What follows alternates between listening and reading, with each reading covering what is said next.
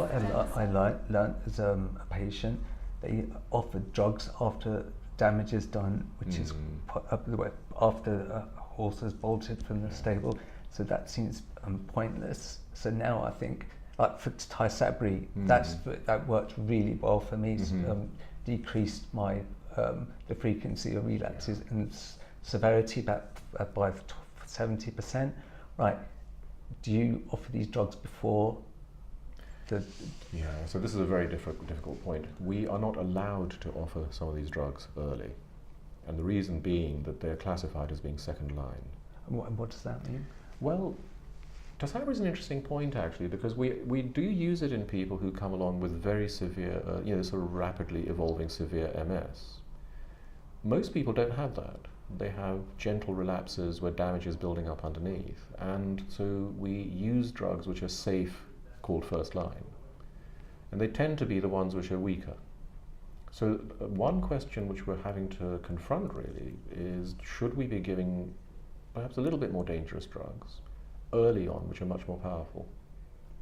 And that's a difficult conversation, because when you talk to somebody who's actually looking and feeling perfectly well, and you say, well, this drug's got bad side effects, but actually it's got a good chance of stabilizing you, that's a tough conversation. Sure. I mean, I sort of had my first attack when I was 19, and it was benign up until 37. Yes. So is it worth me? I mean, if you prescribed it early, maybe I was going to take a drug that I didn't need for 20 years. Or maybe underneath things were brewing, and so what we've got to find out is, how do you tell? And we talked about earlier on about 50 ways that MS can affect somebody, and how do you get a drug for 50 different things. And the task we've got, we're talking about 20-year horizons, at the moment, is personalizing. We've got to work out for every person what's happening to them and what's the drug for them. I'm sure that, I think this is happening with medicine all over. And we're in there somewhere trying to work that out. No, actually, that's such an excellent thing, but you can't really have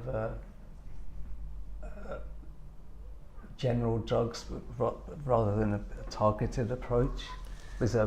Well, we'll go for general if they cure people. I mean, I'm happy with that, but I totally agree that actually it would be far better to go to the next stage of medicine, which is, for you, this is the one. At the moment, when people say, what drug shall I take? We can't actually say what the pointers are in them to say this will be right for you or that will be right for you. It's try it and see. Sure. I mean, how do you monitor patients realistically? Well, there is a name for this, isn't there? This whole thing about no disease activity, NEDA.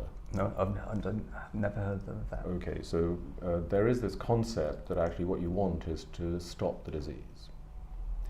Now, the idea is no relapses, no more disability, stable scan. And that's being applied more and more, whether we use the term or not, in practice. So, when I see people in the clinic, the question really is the drug working? And we can go a bit deeper than just talking about relapses. I mean, in fact, for most people, where the relapses have gone away for years and where they're having no disability, nothing's happening to them, then that's as good as you want. Sure. I mean, you're talking about management rather than halting the disease. I mean, well, the two may be the same after all. If you're somebody with MS where basically you are fine and where the drug you're taking is agreeing with you, that's as good as halting. Really? As long as nothing's happening. I mean, if you look deep down, you may see in the scan the odd spot appearing or whatever. Now the question is, does that matter? Will the brain heal from that? What's the level that you want to control things at? But you're asking really deep questions here, I mean, I'd love to know the answers. No, sure. I think any patient would take some things better than nothing. Yes. Okay. That's it. Oh, okay. Thank you. No, thank you. Thanks for letting me speak. Thank you for your time.